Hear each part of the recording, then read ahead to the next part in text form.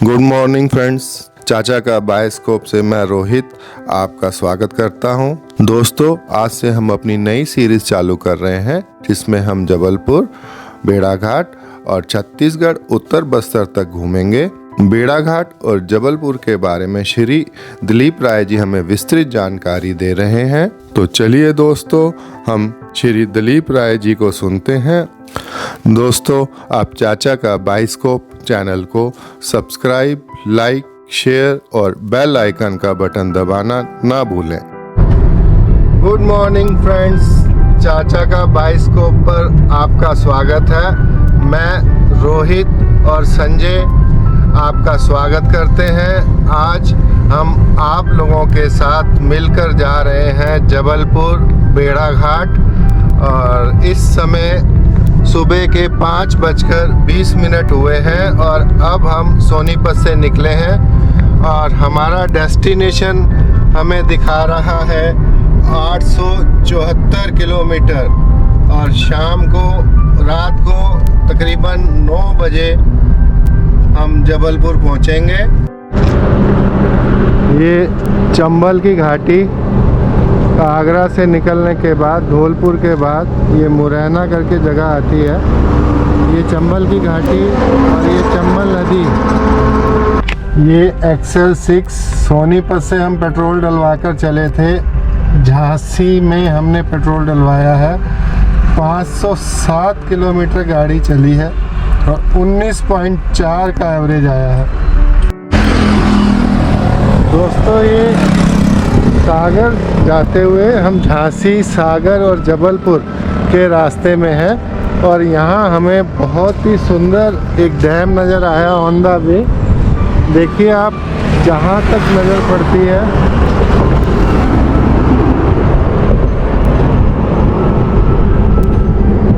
चौवालीस kilometre agriculture water supply यहाँ से होती है। ये मैं आपको दूसरी तरफ भी, ये सड़क के एक तरफ है, मैं सड़क के दूसरी तरफ भी आपको दिखाता हूँ कि यहाँ के जो बच्चे हैं इनसे मैं पूछता हूँ थोड़ा सा। बेटा, यहाँ के रहने वाले हो आप लोग? यहाँ के रहने वाले हो? हाँ अंकल जी, हमें ये क्या नाम है इस डैम का? इसका बरीका डैम बोलते हैं। बरीका डैम। बरीका डैम। बरीका डैम। तो ये नदी के ऊपर कौन सी नदी पे बना है ये सागर नदी है। गोविंद सागर नदी पे बना है। और ये पीने का पानी है या सिर्फ एग्रीकल्चर के लिए? नहीं, पीने के लिए है, खेती के लिए है, सबके लिए है। ये एरिया और शहर सिटी कौन सा पड़ता है? यहाँ पर तालमेट सिटी है और जिला ललितपुर। अच्छा, ललितपुर पर यहाँ सप्लाई होती है। चलिए, तो ये 888 किलोमीटर चलने के बाद हम सुबह 5 बजे निकले थे। सुबह हम निकले थे 5 बजे सोनीपत से और हम 888 किलोमीटर चलने के बाद अब ये हम आ चुके हैं जबलपुर बेड़ाघाट। सबसे पहले हम होटल में जा रहे हैं। यहाँ पर होटल आदर्श, ये इनका व्यू है, देखिए बाहर से। Good morning sir. Very good morning. मैं चाचा का बायोस्कोप से रोहित महाना आपका स्वागत करता हूं। मैं आपका जबलपुर बेड़ाघाट आपके पास रहने आया, आपने बहुत ध्यान रखा। पहले तो मैं उसके लिए आपका धन्यवाद करता हूं। आपका बहुत बहुत। और आप अपने होटल के बारे में, अपने बारे में कुछ इंट्रोडक्शन दीजिए ताकि मेरे व्यूअर्स भी जान सकें आपके होटल को और आपको। Yes, thank you. और इसके बाद मैं चाहूँगा कि ये जबलपुर के बारे में आप थोड़ा सा एक्सप्लेन करें। Okay. बेड़ाघाट के बारे में कि ये क्या है और क्यों लोग यहाँ आए। Very good morning sir. आप एज ए टूरिस्ट बेड़ाघाट आए, मुझे बड़ी खुशी हुई। मैं दिलीप राय होटल आदर्श का ऑनर भी हूँ और पूर्व में मैं नगर पालिका अध्यक्ष रह चुका हूँ। 3 बार मैं पार्षद भी रह चुका हूँ। मेरा उद्देश्य है कि आने वाला हर टूरिस्ट हमारे यहाँ जब बेड़ाघाट आता है तो बहुत अच्छी मैसेज लेके जाए। ये मेरा शुरू से मेरा एक प्रयास था और शुरू से प्रयास था कि बेड़ाघाट को हम और अच्छे मार्केटिंग में कैसे लेके जाएं, लोगों तक कैसे पहुंचाएं, ये हमारा और हमारी पूरी टीम का एक प्रयास था। क्योंकि अभी भेड़ाघाट लोग 3 घंटे में घूम के 4 घंटे में घूम के चले जाते हैं। मेरा प्रयास है कि भेड़ाघाट को टूरिस्ट कम से कम 3 दिन रुककर यहाँ पर भेड़ाघाट का एक एक पॉइंट को बहुत अच्छे से आनंद ले, ये सभी का उद्देश्य था। इसके लिए सभी ने बहुत प्रयास किए। चूँकि भेड़ाघाट एक बहुत छोटी जगह है, 3 किलोमीटर के दायरे में पूरा भेड़ाघाट सिमटा हुआ है। भृगु ऋषि दत्तात्रेय की तपोभूमि है, भृगु ऋषि के नाम से भेड़ाघाट जाना जाता है और माँ नर्मदा का पावन तट है। इस तट में ये कहा जाता है कि बड़े बड़े ऋषियों ने सिद्धियां प्राप्त की हैं। जैसे गंगा जी में मोक्षदायिनी कहा जाता है, उनमें अस्थियां विसर्जन करते हैं तो मोक्ष मिलता है। ऐसे माँ नर्मदा के पावन तट पर बैठने के बाद जो भी ध्यान किया जाता है, यहाँ सिद्धियां प्राप्त होती हैं, तो सिद्धदायिनी ही कहा जाता है इनको। चूँकि माँ नर्मदा जी का जो उद्गम स्थल है वो अमरकंटक है और अमरकंटक से भड़ूस तक लगभग 1850 किलोमीटर में इन्होंने अपना विहंगम रूप दिखाया है। जहाँ से निकली हुई वहाँ से एक पत्थर के कुंड से छोटा सा एक धारा दिखाई पड़ती है। उसके बाद काफ़ी दूर तक करीब 5-6 किलोमीटर ये जंगलों में से पता ही नहीं चल रहा है पानी कहाँ जा रहा है। उसके बाद फिर इनका विहंगम रूप मिला और माँ नर्मदा का और संगमरमर का ये जो पावन संगम, जो अनुपम सौंदर्य, वो सिर्फ भेड़ाघाट में देखने मिलता है। सभी जगह पहाड़ तो हैं लेकिन वैसे सफ़ेद पहाड़ नहीं है, क्लियर पहाड़ नहीं है सफ़ेद। यहाँ प्रकृति की वो गोद में सब कुछ है यहाँ पर। जैसे कहा जाता है कि 4 प्लेट्स होते हैं, ब्राउन, ब्लैक, वाइट और रेड, वो सारी चीज़ें यहाँ भेड़ाघाट में हैं। लमेटा घाट घोघरा वाटरफॉल कहलाता है। वहाँ पर संगमरमर की काली चट्टान है जिसमें 40 से 45% आयरन मिलता है और वो कहते हैं कि दुनिया की पहली पृथ्वी है जहाँ पर ये घोघरा लमेटा घाट जो ठंडी हुई थी, वहाँ डायनासोर के फॉसिल्स भी मिले। तो ऐसा कहा जाता है कि सिर्फ इंडिया में भेड़ाघाट जो घोघरा वाटरफॉल है उसके बाद डायनासोर मिले और न्यूजीलैंड वगैरह में समथिंग कहाँ। चूँकि माँ नर्मदा का एक परिक्रमा भी होती है और उनका एक इतिहास है, नर्मदा पुराण लिखा हुआ है जिसमें सारी चीज़ें हमारे ऋषि मुनियों ने उसमें सब आदमी को कैसे ज्ञान हो इस चीज़ का, वो सारी चीज़ें बताई हुई हैं। भेड़ाघाट में अनुपम सौंदर्यता देखने के लिए संगमरमर की रंगीन चट्टानें, जहाँ पर नाव के थ्रू हम जाते हैं और नाव वाले जो होते हैं वो गाइड करते हैं आपको और गाइड करके आपको सारी चीज़ें एक एक पॉइंट को बताएंगे। कहाँ पर भूल भुलैया है, कहाँ पर कन्फ्यूज़ आपका क्रोकोडाइल होम है, कहाँ शंकर जी की स्थापना हुई है, कहाँ पर बंदर कूदनी है। जब आप उस नाव पे सवार होंगे तो आपको एक अलग अनुभूति होगी, क्योंकि वो माहौल बहुत खूबसूरत होता है। उसके बाद जब आदमी को कमेंट्स करके और मनोरंजन किया जाता है तो बड़ा आनंद लेता है। मैं कहूँगा कि दुनिया में ऐसा सीन कभी ना बना है, ना बनाया जा सकता है और ना कभी बनेगा। हजारों ताजमहल बनाए जा सकते हैं, इतना यहाँ पर मार्बल है। दूसरा पॉइंट 64 योगिनी मंदिर। 64 योगिनी मंदिर जो 10वीं सेंचुरी का है, 10वीं शताब्दी का। वहाँ पर भगवान भोलेनाथ का पार्वती जी को बह के ले जाते हुए नंदी पर प्रसन्न मुद्रा में वो मूर्ति है और चारों तरफ 64 योगिनियाँ हैं जो औरंगजेब के समय पे लगभग ये 12वीं-13वीं शताब्दी में उनको तोड़ दिया गया था। लेकिन जो भोले बाबा की मूर्ति है सिर्फ उसमें एक घुटने के बाजू में एक सब्बल का निशान लगाया था जिसमें इतनी भंवर और मच्छू निकली थी कि फिर वो अंदर कुछ डैमेज नहीं कर पाए और उनको भागना पड़ा। ये ईश्वर का एक चमत्कार है। और चूँकि भेड़ाघाट नर्मदा का तट है, भेड़ाघाट के नाम से जबलपुर जाना जाता है। जबलपुर से भेड़ाघाट मात्र 22 किलोमीटर दूर है। जबलपुर रेलवे स्टेशन से उतरने के बाद वहाँ पर चारों तरफ से मेट्रो लगी हुई हैं जिसके थ्रू आप यहाँ आ सकते हैं। 30-35 रुपये किराया लगता है और भेड़ाघाट वो छोड़ देते हैं। मेट्रो मतलब मेट्रो बस और ऑटो की सुविधा है यहाँ पर। नॉर्थ में मेट्रो ट्रेन जी मेट्रो बसेस मिलते हैं जो पूरी सुविधा अनुसार आपको यहाँ पर पहुँच मुश्किल से 20 मिनट का रास्ता है। इसके बाद आप देखेंगे कि यहाँ पर धुआंधार है वाटरफॉल, जलप्रपात ये कहा जाता है कि जो, मैं तो कभी नेगरा वाटरफॉल नहीं गया, लेकिन जो गए हैं उन्होंने कहा है कि ये वाटरफॉल नेगरा को भी 20 है, नेगरा से भी बहुत अच्छा खूबसूरत है। वहाँ लोगों ने डेवलप किया हुआ है, इसलिए उसको खूबसूरत दिखाया है। यहाँ अभी टोटल नेचुरल है, क्योंकि बाढ़ग्रस्त क्षेत्र है, वहाँ कुछ डेवलप किया जाता है तो वो बाढ़ में बह के चला जाता है, क्योंकि वाटरफॉल के ऊपर लगभग 20-20 फुट 25-25 फुट पानी ऊपर चढ़ता है जब बाढ़ का पानी आता है, तो वहाँ कुछ ज़्यादा डेवलपमेंट करना असंभव है। लेकिन बहुत खूबसूरत, आप सुबह का नज़ारा खुद देख के आए हैं। संगमरमर की जो सूर्य की किरणें पड़ती हैं नर्मदा की लहरों में, तो पूरा गोल्डन और झलझलाता हुआ रेनबो पूरा दिखता है आपको। उसी के ऊपर अपोजिट में आप जाएंगे, रोपवे के थ्रू एक रास्ता बना हुआ है, जो रोपवे की ट्राली से जाएंगे, 100 रुपये एक आदमी का लगता है। वहाँ आप उतर जाइए, वहाँ पर फिर चूँकि वो हाइट में है तो दोनों तरफ का नज़ारे का मज़ा लीजिए, और दोनों तरफ वाटरफॉल की बहुत लंबाई दिखती है और पूरा खूबसूरत नज़ारा दिखता है।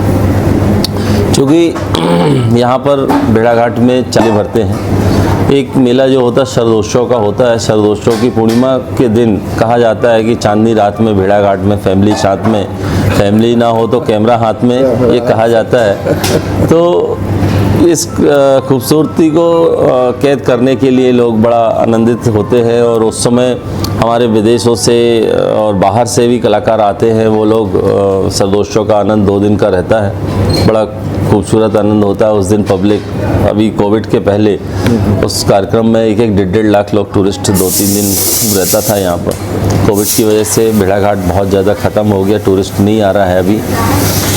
इसके बाद एक कार्तिक पूर्णिमा का मेला होता है, जो पूरे ग्रामीण क्षेत्रों से, यहाँ से 100-200 किलोमीटर से अराउंड सर्कल से लोग बैलगाड़ी ट्रैक्टर से आते हैं, और मेले में आके स्नान ध्यान नर्मदा जी में करने के बाद अपना गक्कड़ भरता, और पूरा फिर वो घूमना फिरना, एक रंगीन माहौल समझ में आता है। लगता है कि मेला चल रहा है, लोग पैदल चल रहे हैं, लोगों को साइकिल मोटरसाइकिल निकालने में असुविधा होती है। दूसरा मेला भरता है मकर संक्रांति, एक लड्डुओं का एक पर्व होता है मकर संक्रांति का मेला, तिल के लड्डू होते हैं। और एक मेला भरता है बसंत पंचमी, और एक शिवरात्रि। शिवरात्रि में भगवान भोलेनाथ जो शिव आपका 64 डिग्री मंदिर है, उसमें बहुत भीड़ होती है। लगभग आसपास के 200 गांव के लोग वहां आते हैं। कोई झंडा चढ़ाता है, कोई जल चढ़ाता है, कोई दर्शन करता है। तरह तरह की लोगों की अपनी अपनी एक धार्मिक आस्थाएं हैं, उस आस्थाओं के तहत, और बहुत पूजन भंडारे, बहुत एक विशाल माहौल होता है, चारों तरफ भंडारे होते हैं। ऐसा ये भेड़ाघाट है।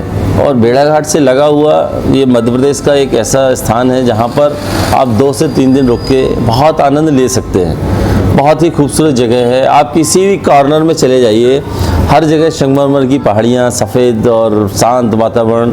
यहाँ निर्भीक होकर पर्यटक आए और अपने फैमिली के साथ एंजॉय करें। यहाँ किसी तरह की कोई ख़तरा नहीं है, किसी तरह का कोई परेशानी नहीं है। रात में आप 12 बजे भी आप घूमना चाहते हैं तो भी आप बिल्कुल पीसफुल हैं, घूम सकते हैं। किसी तरह से आपके अंदर कोई भय नहीं होना चाहिए। और यहाँ की स्थानीय संस्था और यहाँ की पुलिस और प्रशासन सभी चौकन्ने रहते हैं। हर जगह हाई मास्क लाइटें लगाई हुई हैं। चूँकि नीचे एक और बात कहना चाहूँगा, एक त्रिवेणी संगम सरस्वती घाट है जहाँ पर नित्य संध्याकालीन आरती होती है। माँ नर्मदा को लोग मानते हैं और गांव के क्षेत्र के लोग, हज़ारों लोग वहाँ इकट्ठे होते हैं, उस आरती का लुत्फ़ लेते हैं। और वहाँ से ये नर्मदा जी की जो परिक्रमा होती है 1850 किलोमीटर की, एक वो स्थान ऐसा है, कहा जाता है कि गंगा जी स्वयं नर्मदा जी से मिलने आती हैं। त्रिवेणी संगम इसलिए कहा गया है उसको। तो वहाँ से लोग यात्रा शुरू करते हैं और पूरी यात्रा करने के बाद फिर वहीं आते हैं। तो जगह जगह भंडारे होते हैं और अपनी यात्रा को यहाँ से जल लेकर फिर ओमकारेश्वर, महाकालेश्वर लोग जाके जल चढ़ा के अपनी यात्रा पूरी करते हैं। ऐसा ये भेड़ाघाट है। दूसरा ये कहा जाता है कि भेड़ाघाट में जैसे लम्हेटा घाट है, वहाँ की गहराई इतनी ज़्यादा है कि आज तक साइंटिस्टों ने वहाँ की गहराई का पता नहीं लगा पाए कि यहाँ की गहराई कितनी है। अच्छा। एक पॉइंट ऐसा है जहाँ पर कुछ एरिया है 90 अंश में नर्मदा जी ने टर्न किया हुआ है। वहाँ गहराई का अंदाज़ा कहना चाहिए कि जब अस्थियां विसर्जन करते हैं। हमारी जो होते हैं लोग गंगा जी में अस्थियां विसर्जन करते हैं तो तैरती हैं, फूल पत्ते राख तैरते हैं। लेकिन लम्हेटा घाट में एक पॉइंट ऐसा है जिसको हम कहते हैं बुद्ध गया कुंड। अच्छा। उस इंद्र गया कुंड में जब आप विसर्जन करते हैं राख पत्ती, तो उसमें सारी चीज़ें ड्रॉप हो जाती हैं। जैसे वो बालू का रूप ले लेती हैं, उनमें वजन आ जाता है। अच्छा। तो वो सारी ड्रॉप होने के बाद 200-300 मीटर दूर पीछे कहीं निकलती हैं। तो ये सब एक ऐसा चमत्कार है कि इस चमत्कार को जानने के लिए यहाँ भेड़ाघाट में लगभग 30 करोड़ की लागत से एक बहुत शानदार सेंटर बन रहा है। उस सेंटर में साइंटिस्ट आएंगे और उस पर रिसर्च करेंगे, ऐसी पूरी यहाँ की क्या आखिर में है क्या चीज़, ये सब जानना चाहेंगे। और गोपालपुर लक्ष्मी नारायण मंदिर, जहाँ 10वीं शताब्दी का मंदिर है, बहुत बड़ा मंदिर है गोपालपुर गांव। कहते हैं कि राजा राम मोहन राय ने जो अंतिम सती प्रथा समाप्त की थी। अच्छा। वो ये गांव गोपालपुर गांव है। जब वो नर्मदा जी के किनारे राजा राम मोहन राय जी जब वहाँ भ्रमण कर रहे थे तो वहीं उसी जगह से सती प्रथा का अंत हुआ। उन्होंने वहीं से विरोध करना शुरू किया था और आखिरी सती प्रथा उन्होंने अपनी आंखों से देखा था। और उसी के बाद इसको गोपालपुर के इतिहास में देखा जाता है, चूँकि ये कलचुरी राजाओं के समय से यहाँ पर उनका था। फिर गौड़वाना राज आया तो गौड़ों ने भी यहाँ पर राज किया। चूँकि एक हमारे यहाँ एक कुंड है जहाँ बान कुंड बोलते हैं, 64 योगिनी मंदिर के पीछे, जहाँ नेचुरल शिवलिंग बनते हैं। जब बाढ़ आती है तो बाढ़ का पानी वहाँ नेचुरल घूमता है और उस प्रेशर में पत्थर घूमते उस जगह में शिवलिंग का आकार ले लेते हैं। अच्छा। वो शिवलिंग नर्मदेश्वर के नाम से भी जाना जाता है। नर्मदा जी का जो पत्थर है, भगवान भोलेनाथ ने स्वयं कहा है कि नर्मदे तेरे हर कंकड़ में मेरा वास रहेगा। उस कंकड़ को आप घर में ले जाके रखिए, उसमें प्राण प्रतिष्ठा कराने की आवश्यकता नहीं होती, तिल तिल वो पत्थर बढ़ता है। यहाँ की एक खासियत है। तो नर्मदा जी के किसी भी कंकड़ को आप घर में ले जाके रखेंगे तो वो एक शिवलिंग का एक आकार है। शिवलिंग को उसमें ज्योति मतलब जीती जागती प्रतिमा के रूप में ये जाना जाता है। ऐसे हजारों लोग यहाँ पर प्रतिदिन लगभग 40 से 50 हज़ार टूरिस्ट आते थे, लेकिन कोविड की महामारी के बाद लगातार यहाँ पर अभी टूरिस्ट का ग्राफ गिरा हुआ है। विगत अभी दीपावली के बाद काफ़ी टूरिस्ट आया, बंगाली आता है, गुजराती आता है, महाराष्ट्रियन आता है और सब तरह के लोग यहाँ आते हैं। लेकिन कुछ सालों से विदेशी टूरिस्ट अभी कम हुआ है। लेकिन हमारी मध्य प्रदेश शासन ने कई बार घोषणा की है कि भेड़ाघाट में चूँकि खजुराहो 90% विदेशी आता है और उस विदेशी को यहाँ लाने का प्रयास किया जाएगा।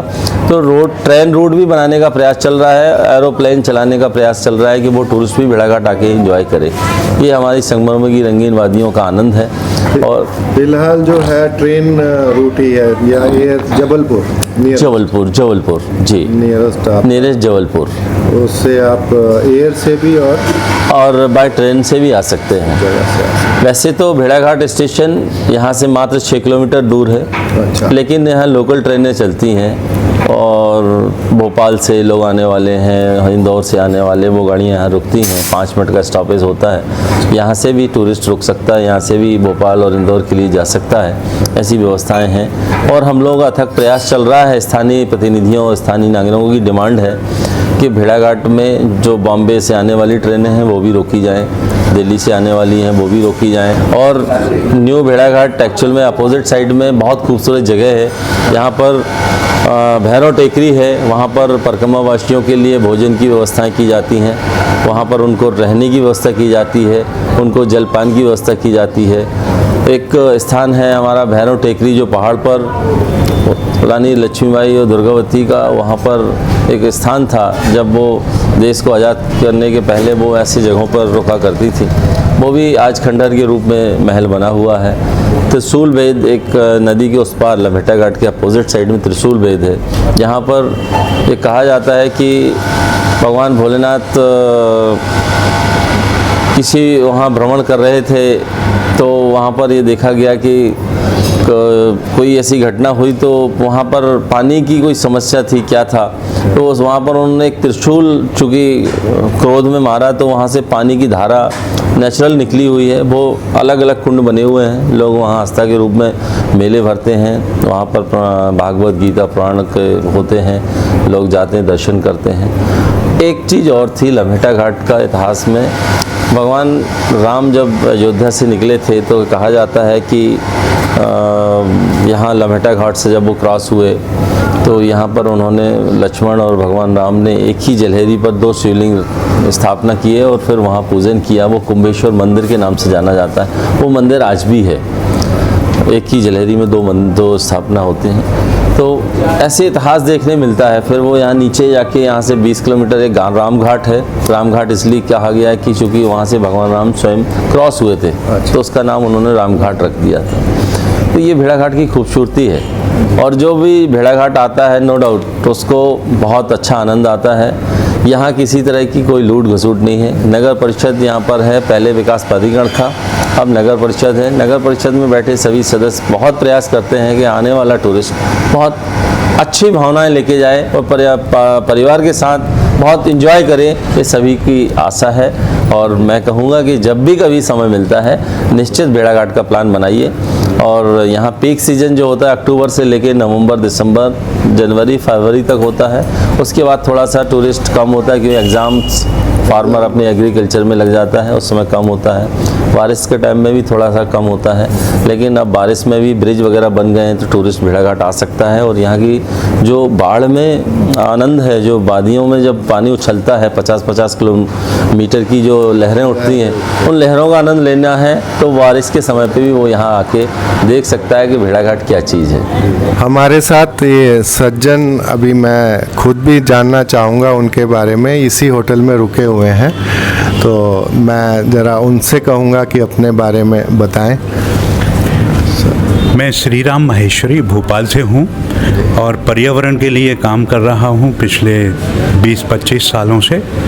और भेड़ा घाट में फैमिली के साथ आया हूँ, दिलीप राय सर के होटल में रुका हूँ और हमें यहाँ आकर बहुत अच्छा लगा कि नेचुरल वातावरण है यहाँ का और यहाँ की जो खूबसूरती है वो दुनिया में प्रसिद्ध है। माँ नर्मदा के आंचल में ये पूरा क्षेत्र बसा हुआ है। यहाँ के लोग और यहाँ की संस्कृति सबको लुभाती है और आकर्षित करती है। पूरे प्रदेश के नागरिक बहुत समय समय पर यहाँ पर आते रहते हैं और बहुत आनंद लेते हैं यहाँ आकर। सारे पर्यटकों के लिए एक अच्छा स्थल है ये भेड़ा घाट, जहाँ तक मैं सोचता हूँ। और यहाँ रात में भी असुरक्षा की भावना किसी के मन में नहीं आती, चाहे वो स्त्रियाँ हो, पुरुष हो, कोई भी हो।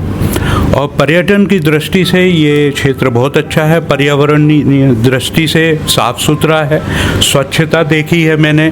यहाँ आया हूँ मैं पूरी फैमिली के साथ, एंजॉय कर रहा हूँ और बहुत अच्छे लोगों से यहाँ पर हमें भेंट हुई है। मैं भविष्य में चाहूँगा कि बार बार इस स्थल को देखने आऊँ। समय समय पर जो मेले के रूप में मेले का विवरण राय साहब ने हम लोगों को बयान किया है, उससे मैं बहुत प्रभावित हूँ और मैं चाहता हूँ कि भविष्य में भी समय समय पर मैं इस स्थान पर आऊँ और यहाँ का आनंद उठाऊँ। धन्यवाद। धन्यवाद सर। और एक चीज़ मैं सबको ये भी कहना चाहूँगा कि आप या हम जहाँ भी जाते हैं, पर्यावरण का ध्यान रखना हमारे लिए बहुत ज़रूरी है, और ताकि हम अपने बच्चों को एक स्वच्छ वातावरण दे सकें। और अपना दिलीप जी कुछ जबलपुर के बारे में और बताना चाह रहे थे, मैं उनसे रिक्वेस्ट करूँगा कि जबलपुर के बारे में थोड़ा सा। मैं अपने पाठकों को मैं कहना चाहूँगा कि लेकिन लगभग 20 साल में हम लोगों ने पुनः प्रयास करके हमारी पूरा युवा टीम ने यहाँ पर 70-80 एकड़ में नर्मदा के दोनों तरफ वृक्षारोपण किया, बृहद वृक्षारोपण। लगभग हमने 5 लाख पौधे लगाए और सारे एक एक पौधे चट्टानों में, आप भी कल्पना करेंगे कि चट्टान में जरा सी मिट्टी है, उस पर 20 फीट का लक्ष्य कैसे तैयार हो गया।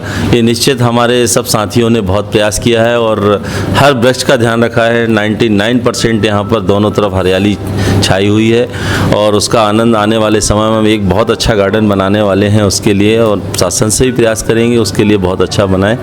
क्योंकि भेड़ाघाट के अलावा जबलपुर में बहुत सारी चीज़ें हैं। जैसे कहा जाता है कि संग्राम सागर एक तालाब के बीच में, उस समय जो राजा थे वो तालाब के बीच में उनका बहुत बड़ा महल बना हुआ है, और वहाँ पर एक मंदिर है जहाँ पर हम भैरवनाथ का मंदिर भी कहते हैं। जबलपुर शहर के लोग, हजारों लोग हर शनिवार को वहाँ पर बहुत भीड़ होता है, वहाँ भी मेला लगता है।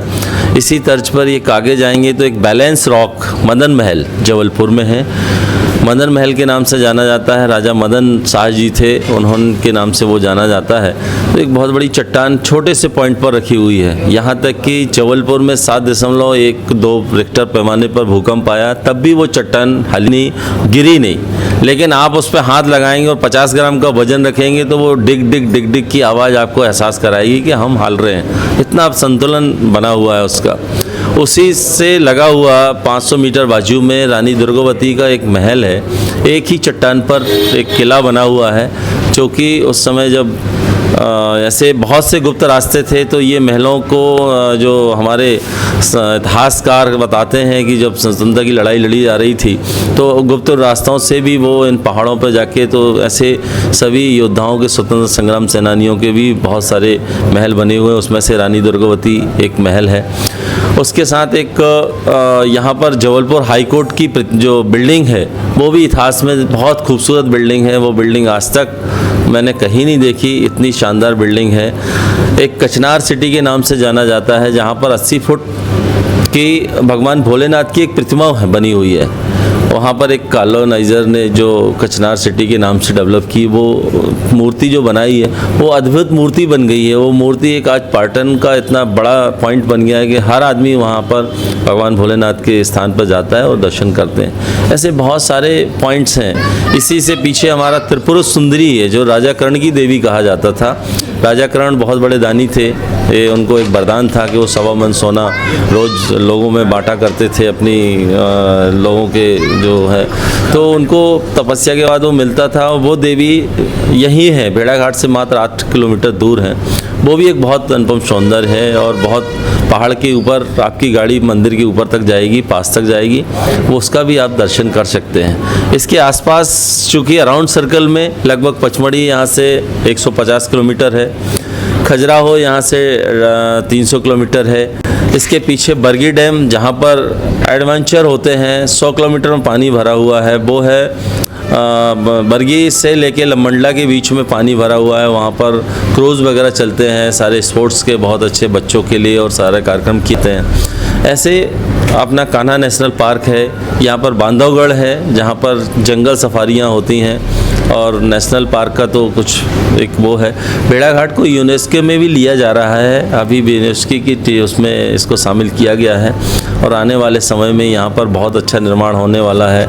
यहाँ पर बहुत सुंदर ब्रिज बनने वाले हैं, चूँकि उस पार जाने के लिए उस तरफ नदी की जाके आप सुंदरता देख सकते हैं। ऐसे यहाँ डेवलपमेंट की बहुत अच्छी योजनाएं चल रही हैं, और मैं चाहूँगा सभी दर्शकों से अपने परिवार के साथ, अपने दोस्तों के साथ, अपने परिवार सभी इष्ट मित्रों रिश्तेदारों के साथ भेड़ाघाट का भ्रमण जरूर करें, जिससे यहाँ का आप आनंद ले सकें और अपने कुछ परेशानियों को यहाँ हमारे यहाँ छोड़ के जाएं, जिससे हम उसको निदान कर सकें। ये हम लोगों की भावनाएं हैं। धन्यवाद। धन्यवाद। आप सबका बहुत बहुत शुक्रिया। Thank you sir.